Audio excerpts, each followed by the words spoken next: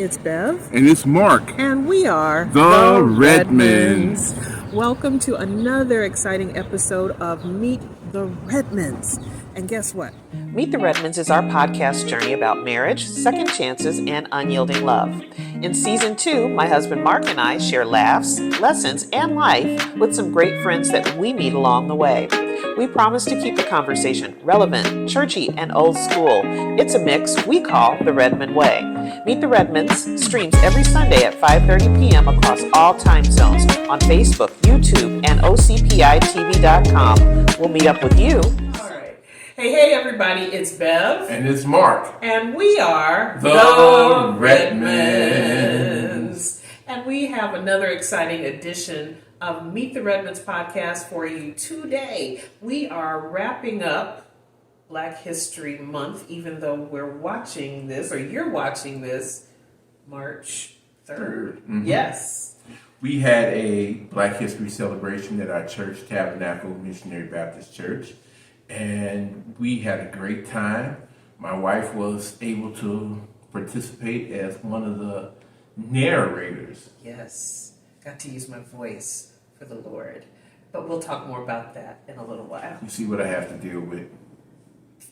But we had a chance to listen to some exciting people.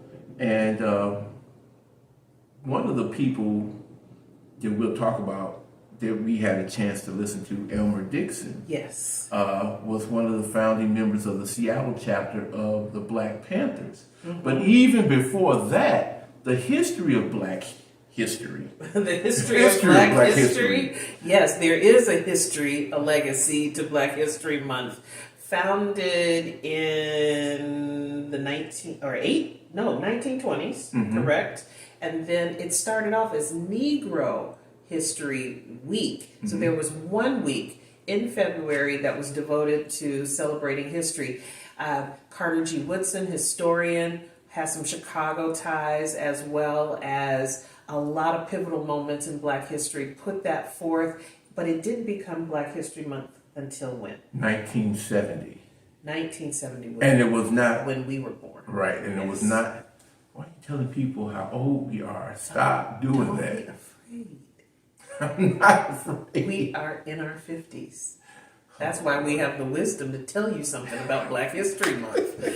You're on a roll today, huh? Yep. Well, anyway, Carter G. Woodson, who was one of the first men mm-hmm. that graduated from University of Chicago.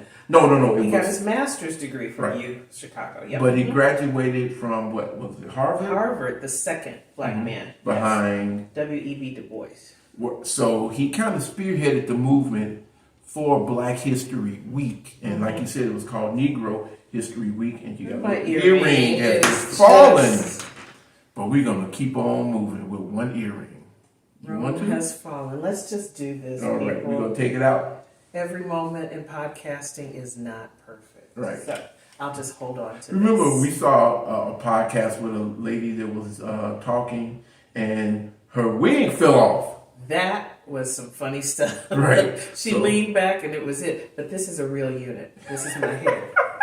Yes. So we lose an earring instead of a wig. There we go. So Carter G. Woodson was one of the people who spearheaded the Negro History Week. Yes. And later it became Black History Month. Mm-hmm. In 1970, that's when it became the month. Mm-hmm. And then in 1976, that's when the U.S. government and presidents began to publicly honor Black History Month. Yes. Mm-hmm. So it's one of my favorite portions of the year. I don't know about you, mm-hmm. but 28 days of celebration of what we know is fabulous world history, American history, all year long. But you know what? Other ethnicities celebrate months too. Absolutely. You have Latin History Month. You have Asian History mm-hmm. Month. I guess Black History Month has been put in the forefront because our struggle has been so, It had an active champion, right, too, in Carter G. Woodson. He worked long and hard, and I just don't believe in giving up history. So that's why we're talking about it today. I don't know if this will be one of our most popular or most watched, but I do want to plant it in the minds of individuals that Black History Month, Black history is important, and we shouldn't let that go. Right, because, young people nowadays, I don't think the emphasis is so much on Black history. I mean, they know the Martin Luther Kings, the Malcolm X's, the Harriet Tubmans, and a few others, but, it's not as ingrained with them like it used to. No. But our advancement probably has done some of that, that has sort of, I don't want to say softened, but sort of muffled the mind to say this is always the way it's been, but it has not been.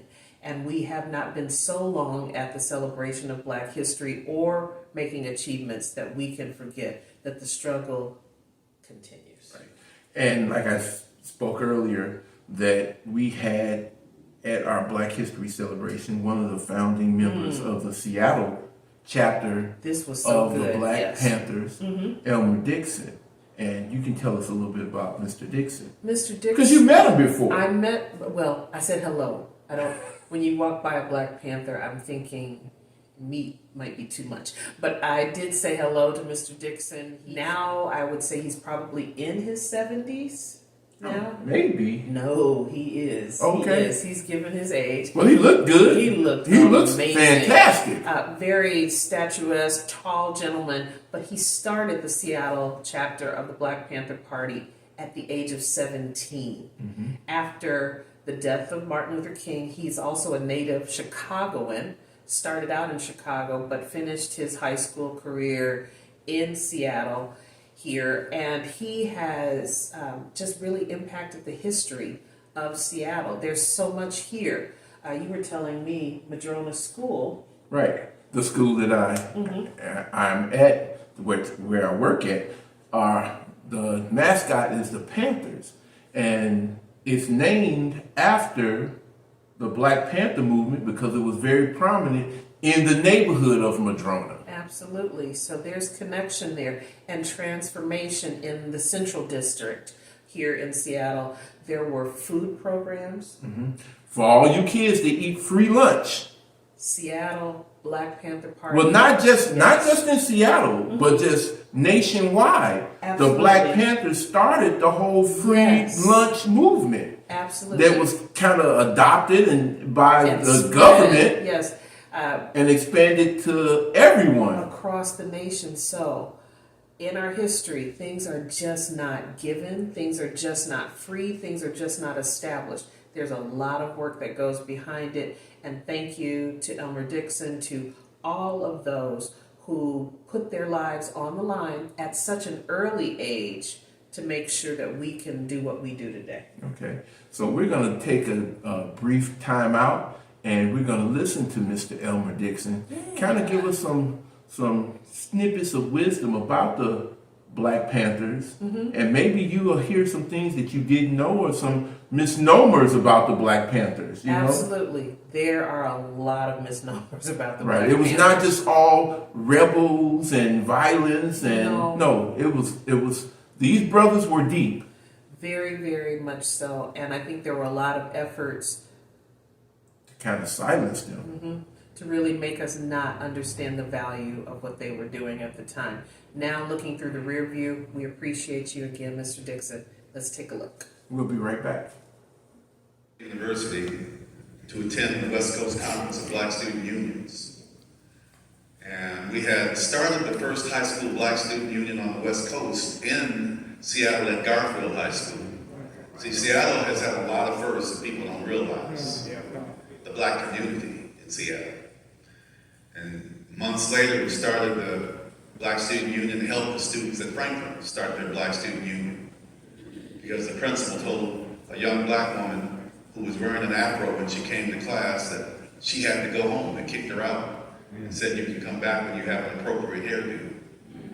See, we weren't standing for that, so we took over the school and kicked the principal out of his office. Next day, he gave the Franklin students a Black Studies program and let them organize their BSU. And so, a week later, I was arrested, along with Larry Gossett, my brother Aaron, and several other leaders, and when I stepped out of my geometry class and got handcuffed and taken to juvie, when I walked in to juvie, everybody was crowded around the TV. I went to see what the commotion was, and MLK had just been assassinated. And it was as if they knew to get us off the street before Seattle could explode. I can only imagine what my parents thought when they picked me up that night from juvie and my brother still being in jail. The Prince of Peace had just been murdered, and their two oldest sons were in jail in juvie. I couldn't imagine what was on the horizon. Days later, we traveled to San Francisco State, and the keynote speaker that night was none other than Chairman Bobby Seale, co-founder of the Black Panther Party, which was started in 1966. So he gave a fiery speech because he was mad. Because 2 days after MLK was assassinated, little Bobby Hutton, the first member to join the Black Panther Party at 16, now 17, was murdered while in police custody, shot by those 30-some bullets. And I remember him saying, we're going to fight this revolution until our blood runs in the streets. And there were 400 or 500 students in that room. And you could see the line drawn in the sand, so to speak. Those that were afraid, that was most of those whom we call armchair revolutionaries. They can talk but not do. And a few of us, my brother and I and a few others, made a beeline to Chairman Bobby and said we want to start a chapter of the Black Panther Party. He told us to come to little Bobby's funeral the next day. And I remember when we got off the Bay Bridge coming over from San Francisco into West Oakland. We got down on the streets and we were driving, we started seeing hundreds of young black men and women in leather jackets and berets in military formation. And I remember thinking to myself, it's like a black army. Not only had I not seen so many black people in one place, but organized. We got into the church and the walls were lined with young black men and women in leather jackets and berets. Tell that young sister over there who stood up that 65% of the members of the Black Panther Party were women. 65%. You see.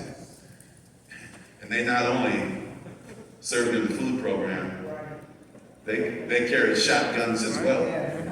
You see. And down in front was little Bobby's coffin. And after the eulogy, and it came time to walk by the coffin, Mrs. Hutton, like Mamie Till in Chicago, wanted the coffin to be open so that people could see what the police had done to her son. As I walked by little Bobby's coffin and looked down inside, there he was laying in his leather jacket, his powder blue shirt, his free-hued button, his beret. He was 17 years old, dead, murdered by the cops, and I was 17. And I remember looking into that coffin and thinking that could be me lying there. It was at that moment I was ready to die for the people. People don't realize the commitment that members of the Black Panther Party made. You see the title of my book up there, Die Standing, that comes from a quote by Emilio Zapata, who fought in the Mexican Revolution, and he said, I would rather die standing and fighting than live on my knees. You see, we had enough of living on our knees. And we're back. Hopefully you got a chance to listen to Mr. Elmer Dixon and gained a little bit more knowledge about the Black Panthers. Enough for you to go check it out for yourself. Elmer was big on saying this. He said, don't just believe it because I said it. Go check it out and check out multiple sources. Don't just hear it from one place. I think nowadays we go to Google and we see Wikipedia and that's it. And we start grabbing things or our favorite place, social media, right. We believe everything is accurate and true. Mm-hmm. But test out, even in the Bible. So we got to bring this back home. He said, try it. Try me. God always says, hey, even in tithing and things like that, try me and see. Check it out. Research me. Check out the facts and see that I won't pour out the windows of heaven. I got another Bible verse. You're not just going to take a Bible verse and just leave me out here. What you got on me? The Bible says. The Bible. Yes. That my people perish. My people perish for a lack of what? Knowledge. I'm your hype person. You my hype man? I'm your hype All right, person. my people perish for a lack of knowledge. And maybe that knowledge is not just biblical. Maybe that knowledge expands across intellect, period. Yes, you know? Yes. The Bible just didn't become the Bible. People taught, and now it was pulled together. So yes, knowledge, period. Mm-hmm. You need that. Right. Now, our Black History celebration at church just didn't encompass the Black Panthers and it wasn't just a big history program. Mm-hmm. It also gave us some clarity on certain traditions. Yes.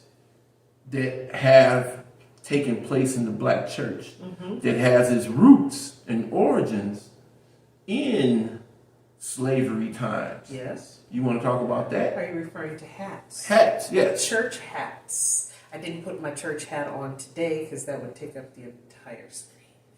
It has a wide brim. I don't know what's on Beverly's mind today. She is on 10 for whatever reason. I'm bringing you the best. Okay. So. All right, let's talk church hats. Even in millinery, the hat that you wear on hats. No, the word you just said. Millinery. What is that? Hat creation. We'll put the definition of the word down. I've never heard this word before. Millinery. Millinery. Oh, stop. Okay. We'll You'll see it at the bottom of the screen. At the bottom of the screen. So church hats. How did it become popular? Why do we carry on the tradition? Why do we pass it down? So going back to slavery, women were relegated to wearing handkerchiefs or scarves on their head to protect, and some even to shade also, because the people that we worked for were enslaved by didn't quite love our hair texture, or they thought we were carrying disease. So we had our heads covered throughout the entire week. And it was very meager. It was a sign of poverty, subjugation, all of the things, subordination, all the things that you can think of. But on Sunday, and as we say, I think it's the Tri-City Singers, when Sunday comes, that was a big time to put on the pageantry. So the church hats came out, the brims for the gentlemen came out, and they really did it big. And we call that our Sunday best. We reserved everything that we had to step out. Well, that was the only day we were given a chance to dress up. That was our off time. That was our off time. And we had to squeeze that in. So that is the history behind the program that we were a part of, that I had a chance to narrate, hats and hankies at Tabernacle Missionary Baptist Church. So basically that was the chance for the enslaved to show their personality, to show their style, right, so their finesse. And so spiritual context because it took place in the church, cultural ties because we continue to pass that down through history and celebrate it. And there were some pretty fabulous hats, including our First Lady, our Overseer, Jessica P. Manaway. So we did everything from the wide brims to the fascinators. It's a little bit of a pageant. Right. You're not a big hat person. They're hot. And I'm 50 plus. You're just not wanting to be hot at that time. Yeah, but I mean, a hat is a status symbol, don't you think? A hat is a status symbol, and we have so much variety now, so I'm going to bring this in. The Bible also speaks of your hair as your crown. So now we have so much investment in our hair, all of that. So we can either flip it one way and wear the hat, or we can do the crown, whether you're short, long, curly, weave. Now, as far as me, my preference, I don't like hats on you. I like your natural hair. So I've never been a big proponent of you wearing hats. You know, maybe a baseball cap if you're going to the store or something like that. Yes. But I'm not a big hat person. You know, I'll only do that a couple of times out of the year, but there are people who love it and will have them on. I know people that wear hats every Sunday, big hats every Sunday. Hats. Where are you keeping those? That takes up a lot of space. Yeah, especially where I have hats that I rock, and brims that I rock, and with the box and everything, it's a lot. It does. It takes up a lot of space. Also, shout out to my boy Kennard Newton in New York, the Bronx. My former college roommate. He rocks a lot of hats, and I think he has a store or something. So Kennard Newton, look him up on Facebook. My man, hats. Check him out. Hey, Kennard. Hopefully, maybe one day we get Kennard on here. Right. So that's my feeling on hats and hair. I'm waiting for Beverly to one day decide to go gray. And I would just I think you with short hair and gray, oh my goodness. Mwah. I do think I would look good. However, I'm not ready. I told you she's on something today, people. I don't know what it is, but she's on something. But hats and hankies, I think we have a clip. Right, so we're going to check these hats and hankies out. My wife was narrating, so check this out. We'll be right back. Check out my brim. Oh, Lord.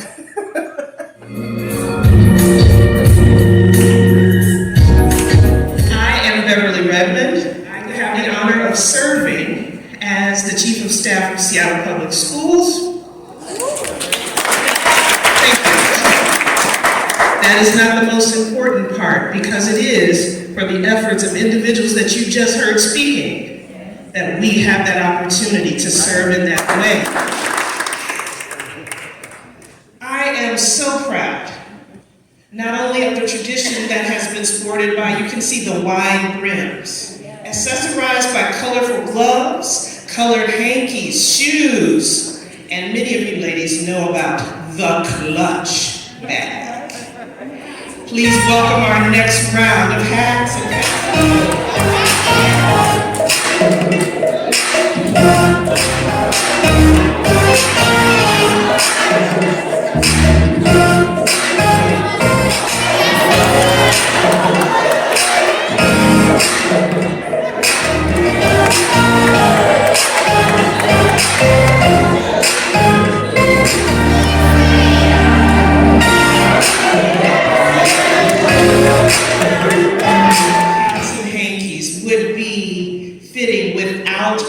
showstopper. Everyone say showstopper. And as you do that, look over your shoulder to the top.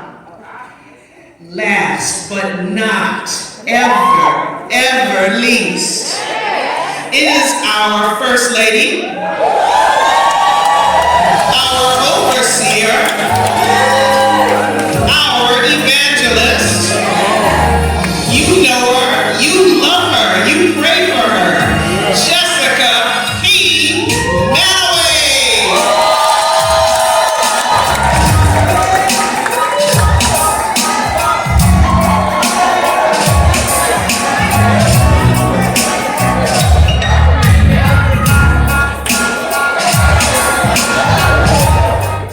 And we're back. Hopefully, well, it's not hopefully, because I know you saw Beverly in her wide brim. Mm-hmm. It had a Superfly kind of feel to it, you know?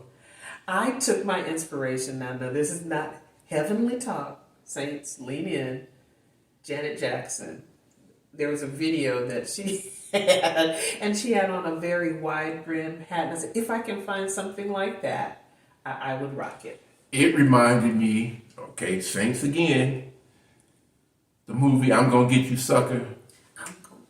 Antonio Vargas, his character, Fly Guy, yeah. When he came out of the apartment with the yellow suit and the big hat and the shoes with the fish tank. I'm gonna get Deacon. I'm gonna get him. I'm going to get him later on. Superfly was not my inspiration, although it's a cool movie. Okay. All right, so we are closing out the episode. Anything else you want to talk about Black history? Oh. Again, just retreading a little bit, invest in your cultural history. Mm-hmm. If you don't happen to be Black, it is still worthwhile teaching your children about American history, about the contributions of Black people, about other cultures.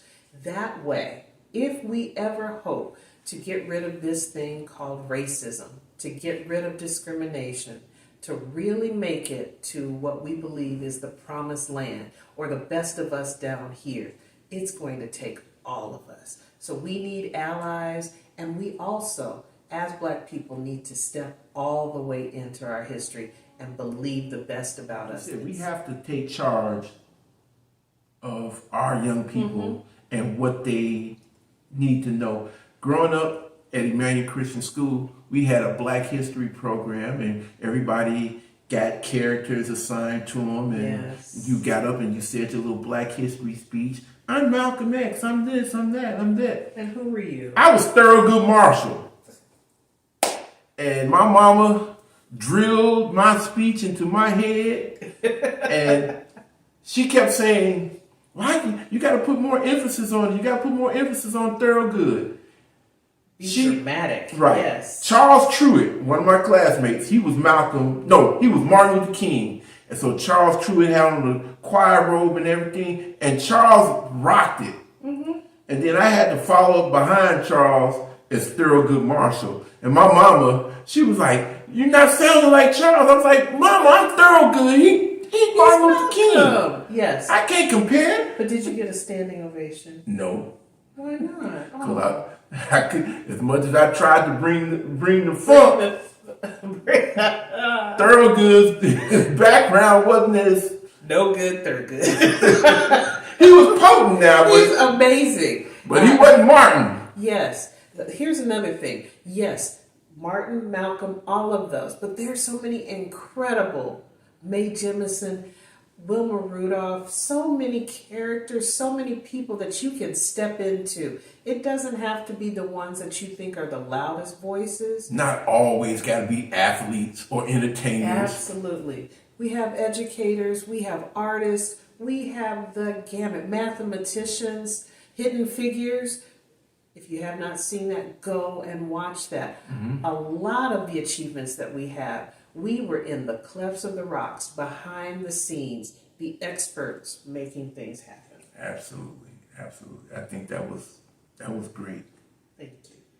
You're great too. Thurgood. And my mama had me in the speech and say, "I am Thurgood Marshall." And people was like, "This dude." Bring back Charles Truett, Martin Luther King. Charles Truett, I don't know where you are, but my husband's been chasing you for years. Right. All right. You got it? I think we do. I think this was a great episode. Check out our website at the bottom. Not Meet the Redmonds. RedmondProject.com. Yes. We want you to check out our 2 award-winning books. We also want you to check out some other information. We're on YouTube. We're on Facebook. We're on OCPI TV. And again, we got some special announcements. New things coming. We're going to be on some more platforms. Yes. Okay. Now, I have laughed so much, I'm starting to cry. So I think it's time to go home. All right. Okay. So we're going to end this with our catchphrase. It's not her way. Although it was fun. It's not his way. It's the Redmond way. I'm going to find my earring. All right, y'all. Bye. Peace. Pray for Beverly. Always.